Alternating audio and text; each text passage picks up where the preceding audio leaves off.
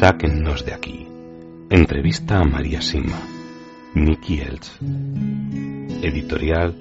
Gratis lo recibiste, gratis ofrécelo. Dedicado con amor a todos aquellos que aún han de experimentar el amor de Dios.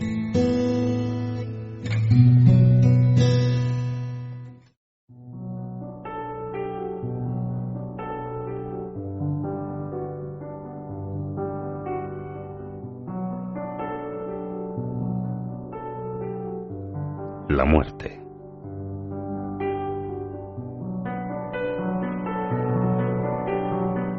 Usted ha hecho tanto por las almas del purgatorio que cuando muera seguramente la escoltarán hasta el cielo varios miles de almas y no tendrá que... Oh, no puedo imaginarme ir al cielo sin pasar por el purgatorio, porque cada error va sumando.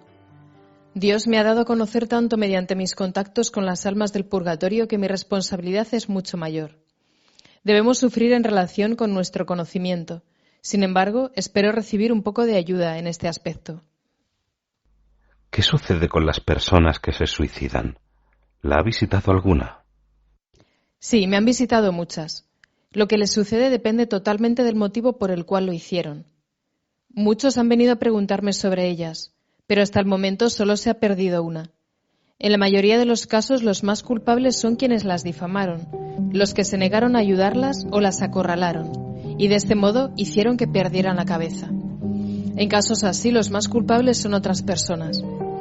Quienes se suicidan, sin embargo, lamentan lo que hicieron. A menudo, el suicidio es consecuencia de una enfermedad. Si uno trata a una persona saludable correctamente, difícilmente llegará a ese extremo. ¿La han visitado almas que murieron por sobredosis de drogas? ¿Están perdidas? Me han visitado algunas, pero una vez más, lo que les sucede varía. En cuanto a los adictos crónicos, realmente no pueden hacer nada a menos que Dios intervenga con gran poder. En muchos casos los médicos dicen correctamente, fue la droga. Sin embargo, incluso así, deben sufrir mucho. Las drogas fuertes son definitivamente satánicas y se debe rezar mucho contra esos demonios sin lugar a dudas. Muchos adictos se han curado en la actualidad sin pasar por esos horribles síntomas de abstinencia. Y cuando sucede se debe siempre a nuestra Madre y a San Miguel, que expulsan a Satanás. Los traficantes de este veneno lamentarán profundamente sus acciones cuando tengan que repararlas y expiarlas, si no es que se han perdido por completo. ¿Puede contarme el caso de alguien que se haya salvado al cambiar radicalmente su postura justo cuando le llegó el momento de la muerte inminente? Sí. Una vez vino a verme una persona con dos nombres de difuntos, el de un hombre y el de una mujer, para que averiguara qué les había sucedido. Cuando le pedí que me contara un poco acerca de sus vidas, se negó y me dijo que los había traído para averiguar si yo decía la verdad. Accedí y esperé hasta que un alma del purgatorio me diera las respuestas de ambos casos. Un mes después regresó. Me preguntó si ya tenía las respuestas y asentí. El hombre se encontraba en el purgatorio más profundo y todavía no podía ser liberado de ese lugar, mientras que la mujer se había ido directamente al cielo sin pasar por el purgatorio. Le entregué el papel donde había escrito lo que me habían dicho y se quedó impactado. Me acusó entonces de ser una farsante. Le pregunté por qué decía eso y le pedí que me contara más sobre estas dos personas. Según mi invitado, el hombre había sido el más piadoso de todos los sacerdotes de su zona. Siempre iba a misa media hora antes y luego se quedaba más tiempo que los demás, y continuó halagándolo largo tiempo. Me contó también que la mujer había vivido una vida muy mala, y me enumeró muchos de los pecados graves que había cometido para convencerme. Cuando terminó, debo admitir que yo misma estaba un poco insegura, y acordé preguntar una vez más sobre esas personas, esta vez con alguna explicación. Probablemente pensé, había escrito la respuesta incorrecta junto a los nombres y se habían mezclado. Así que esperamos más tiempo para obtener una segunda respuesta. Llegó y me dijeron lo mismo. El hombre se encontraba en lo más profundo del purgatorio y la mujer se había ido directamente al cielo. La explicación es la siguiente. La mujer murió en primer lugar y lo hizo atropellada por un tren. No se trató de un suicidio. Debió haber tropezado o resbalado. En el instante en que se dio cuenta de que su muerte era inevitable, le dijo a Dios: «Estoy de acuerdo en que me lleves, porque por lo menos así no podré insultarte más». Esta sola frase o pensamiento borró todo y se fue al cielo sin pasar por el purgatorio. El sacerdote, al contrario, había sido todo lo que este hombre había dicho de él. Sin embargo, nunca dejó de criticar a aquellos que no iban a misa tan temprano como él, y hasta se había negado a enterrar a esta mujer en el cementerio por la mala reputación que tenía entre los feligreses. Sus constantes críticas y juicios, como por ejemplo sobre esta mujer, lo condujeron a lo más profundo del purgatorio. Esto nos muestra que nunca, pero nunca, debemos juzgar o sospechar aquello que creemos que sabemos. Mi visitante reconoció estas verdades, me perdonó con el corazón y se fue contento con las noticias que ansiosamente esperaban en el lugar de donde procedía. Al estar presente en la muerte de una persona, ¿existen señales que indiquen que se ha ido directamente al cielo? Probablemente, pero estas no siempre nos lo revelan todo. Lo que es cierto, sin embargo, es que cuando una persona experimenta una muerte extremadamente terrible, con ira o violencia, es seguro que deberá sufrir mucho o que está totalmente perdida. También hay que tener cuidado con el otro extremo, porque hasta un gran santo, como yo y varios miles de personas llamaríamos así, al Padre Pío, que murió en paz y hasta feliz, también debió pasar un tiempo corto en el purgatorio. Las muertes en paz son hermosas y conducen a la belleza, y las muertes feas son horribles y conducen a un mayor sufrimiento. Pero intentar ser más precisos es, como ya he dicho antes, algo arriesgado. ¿Responde Dios de una manera especial cuando una persona da su vida por otra? Las almas del purgatorio me han dicho que morir por otro, ya sea en su lugar o al intentar rescatarlo, es siempre una muerte santa. Esto significa que dicho acto borrará mucho de lo que aún debería purificarse. Aproximadamente hace 20 años conocí a un hombre joven que no tenía la fama de ser muy devoto. Lo conocía porque él y su familia eran mis vecinos. Sin embargo, una característica muy evidente y buena de su personalidad era que siempre insistía en ayudar a los demás. Un día muy frío de invierno, este hombre escuchó gritos de auxilio que provenían de afuera y salió a ver qué sucedía. Su madre intentó persuadirlo, pidiéndole que se quedara porque sabía que siempre se arriesgaba mucho. Ella prefería que acudiera otro en esa ocasión. Sin embargo, no pudo detenerlo y salió al rescate de quien gritaba. Mientras se encontraba afuera, una avalancha de nieve en polvo se le vino encima y se lo tragó. Le encontraron muerto al día siguiente. Otros jóvenes, al enterarse, dijeron: «No nos gustaría morir así». «¿Qué queréis decir con eso?», les pregunté.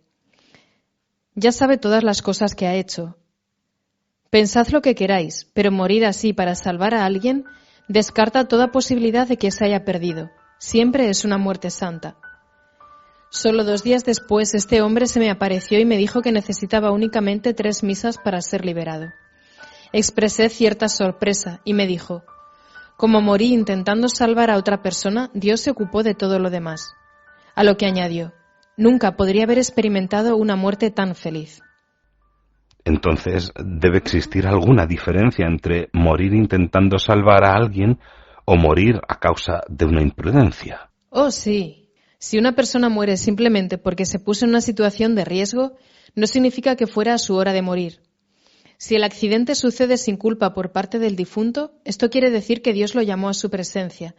Sin embargo, cuando tiene la culpa, entonces esa misma persona fue quien lo provocó. Conozco a un joven que murió en un accidente de moto por conducir por encima del límite de velocidad permitido. Me contó más adelante que si hubiera sido más cuidadoso, Dios le habría dado otros 30 años de vida. Cuando le pregunté si estaba listo para la eternidad, me dijo que no, pero que Dios da la oportunidad de arrepentirse a todo aquel que no lo desprecie. Y este joven estaba totalmente arrepentido. En el momento de morir, el alma ve la luz de Dios con claridad y en su plenitud. No, no claramente, pero lo suficiente como para que desee ir hacia ella. La claridad y plenitud que ven depende de la condición del alma en ese momento. Cuando rezamos para que alguien experimente una muerte en paz, ¿ayudan nuestras oraciones a que efectivamente sea así? ¿Acaso Dios es sordo?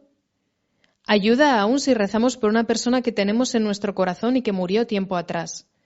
Dios y la oración no están limitados o afectados por el tiempo. Dios está allí 50 años antes como 50 años después. Él hará por nosotros exactamente tanto como nosotros le confiemos. Pero si podemos rezar por alguien ya fallecido para que experimentara una muerte en paz, ¿no significa que podríamos salvar almas que ya están en el infierno? No, lo perdido está perdido. Pero las gracias de dicha oración serán distribuidas en otros lugares para el mismo fin: permitir a alguien que experimente una muerte en paz. ¿Salvaría Dios a alguien del infierno sabiendo que otro rezará por esa persona en el futuro? Debido a que el amor y la misericordia de Dios son infinitos, no veo ninguna razón por la cual no lo haría. ¿Con qué grado de seriedad tenemos que tomarnos las últimas voluntades de una persona a punto de morir? Creo que debemos tomarlas muy seriamente y hacer absolutamente lo mejor para respetarlas y que se cumplan con 3 condiciones. Y conforme a estas condiciones, yo diría que los últimos deseos de una persona son sagrados. Esto es así porque en el proceso de la muerte Dios permite a las personas ver las cosas de manera diferente a cuando vivían y de algún modo tener el control de las cosas. Las condiciones son las siguientes. 1. La persona debe estar mentalmente sana en el momento de la muerte. 2. Su última voluntad no debe ser algo malo, visto de manera objetiva. 3. La persona murió relativamente en paz. Si se reúnen estas 3 condiciones, ciertamente debemos cumplir su última voluntad. Si alguien ocultara la última voluntad de un difunto, ese hecho, que con frecuencia es prácticamente un robo al difunto, ¿es aún más grave que el mismo robo a una persona viva? Sí, es aún mucho más grave ante Dios porque el difunto ya no puede cambiar nada si sus deseos no se llevaran a cabo de forma correcta. ¿Cuál es la mejor forma de prepararse cuando uno sabe que está a punto de morir? Rezando y entregándole todo a Dios, abrirse a su bondad y confiar en Él completamente. ¿Y cuál es la mejor forma de ayudar a una persona que se está muriendo? Rezar con ella, por supuesto, y decirle toda la verdad. Contarle lo que se pueda acerca de la luz de Dios y decirle que nunca, pero nunca nos dejará solos. Sugerir con mucho amor una confesión si todavía no la ha hecho. Rezar con la Madre Santísima por esta persona y pedirle que acompañe a este hijo suyo en su camino. Nuestra Madre nunca rechazará una súplica. ¿Es cierto lo que se dice, que uno ve toda su vida como en una película cuando va a morir? Sí, de alguna manera. Las descripciones de este hecho varían muy poco. Un hombre suizo que conocí, que era muy poco creyente y solo pensaba que se nos enseñaban estas cosas para que viviéramos bien nuestra existencia, enfermó gravemente y entró en coma, experimentando la agonía, pero finalmente no murió. Nunca había creído en la eternidad. Cuando revivió, me describió una escena en la que él se encontraba sentado en una habitación y en la pared de enfrente estaba escrita toda su vida detalladamente. Entonces supo que existía la eternidad y se asustó. La pared desapareció lentamente y detrás de ella había una belleza indescriptible para la cual no tenía palabras. Luego revivió y despertó. Hoy por hoy ha cambiado totalmente su forma de vida. Sería bueno que estudiáramos un poquito sobre el proceso de la muerte y qué sucede cuando nos dejamos guiar por la realidad cristiana solo antes de partir de aquí. ¿Cuántas veces hemos oído de alguien que se convirtió al catolicismo en su lecho de muerte? ¿Cuántas veces hemos oído de un cristiano que renunció a su fe en el momento de morir? Les dejaré a ustedes las respuestas a estas 2 preguntas. La concepción y la muerte son los 2 momentos más importantes de nuestra vida, cuando Dios está más cerca de nosotros, y en ambos casos es algo que se estudia poco. En vez de impedir la concepción y de utilizar medios inmorales para acelerar o detener la muerte, ¿por qué no amamos, protegemos y estudiamos esos momentos tan cuidadosamente como todos los demás momentos de nuestra vida? Si la sociedad lo hiciera así, muchas grandes verdades se volverían indiscutiblemente claras con rapidez. En esta película de la vida que vemos antes de la muerte, dice usted que se ven con gran claridad tanto las buenas obras como los pecados cometidos durante la vida. Se incluyen también los pecados ya confesados, los pecados de los que nos hemos arrepentido de verdad y que hemos reparado con todo el corazón. Pregunto esto porque se dice que cuando nos confesamos, Jesús borra nuestros pecados, y esto significa que se borran literalmente, a punto que ni Satanás los conoce. Entonces, si Jesús los ha borrado verdaderamente, ¿cómo, o mejor, por qué aparecen nuevamente los pecados antes de la muerte? Primero, no todos ven dicha película, y cuando la ven, no se debe considerar como un ataque de Satanás. Los pecados confesados y reparados en su totalidad no aparecen, pero Dios lo hace para mostrarnos su justicia absoluta. Al ver ambos lados, el alma comprende entonces con total claridad y se asigna a ella misma el nivel adecuado en el purgatorio. Sabiendo esto, hay quien diría que aquellos que acaban creyendo en los últimos momentos de su vida están en mejor disposición. ¿Lo están? Sí, hay miles de formas distintas de llegar a la santidad. Sí. No, ahora en serio. Ciertamente no están en mejor disposición porque desaprovecharon muchas oportunidades para hacer el bien. Por este motivo, el lugar destinado para ellos en el cielo no estará al mismo nivel que el de aquellos que intentaron hacer la voluntad de Dios toda su vida. Probablemente no lo sepa, pero durante estos últimos años se están estudiando con más profundidad las llamadas experiencias próximas a la muerte, y se escriben más de ellas que anteriormente. Recuerdo en particular un libro... María, mi pregunta es la siguiente. Cuando estas personas que han vuelto a la vida describen sus experiencias, sus descripciones son siempre una prueba absoluta, 100% ciertas. No, ciertamente no. En estos casos, uno debe ser comprensivo, pero tampoco debe dejarse engañar y debe ser muy cuidadoso. Algunas de esas experiencias que se han difundido contienen descaradas falsedades. Al igual que con las apariciones o las locuciones interiores, estas experiencias deben ser probadas muy de cerca por individuos amables, piadosos, que tengan discernimiento y experiencia, pudiéndose incluir a médicos y teólogos creyentes. Cuando una de estas personas solo tiene a su alrededor médicos agnósticos que no rezan y que lógicamente acaban influyéndole, pueden acabar difundiendo falsedades, incluso sin culpa alguna. Tomemos mi propio caso. Solo porque algún psicólogo puede a ciencia cierta declarar que soy una persona equilibrada, honesta y no estoy mentalmente desequilibrada, no es suficiente para determinar si todo lo que he dicho es cierto. Las demás experiencias, que no son puramente sobrenaturales, también deben probarse largamente, como lo ha sido mi caso o el de los niños de Medjugorje. El libro en el que estoy pensando, que ha tenido un gran éxito en Estados Unidos, se dice que las almas eligen cuándo y a qué cuerpo venir. Por esta razón el aborto no es algo tan malo, a pesar de que vaya contra el orden natural, pues solo significa que el alma quería ir a otro lugar. ¿Qué me dice de esto? Una tontería peligrosa. Esto se debe claramente a la influencia de Satanás. Debemos rezar para que esta persona sea lo suficientemente humilde como para permitir que él mismo y sus experiencias sean probadas, y no solo por médicos y psicólogos no creyentes, sino también por individuos piadosos y que tengan discernimiento, que sean expertos en las verdades espirituales cristianas, antes de que continúe divulgando las mentiras de Satanás a un número mayor de personas. Y el deber me dice que debo añadir que cada aborto que se practique como consecuencia de lo que se ha escrito será responsabilidad ante Dios de quien lo haya hecho o de quien le haya asesorado.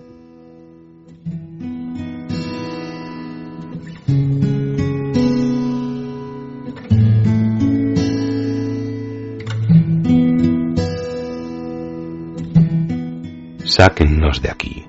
Entrevista a María Simma. Nicky Elch. Editorial, gratis lo recibiste, gratis ofrécelo. Dedicado con amor a todos aquellos que aún han de experimentar el amor de Dios.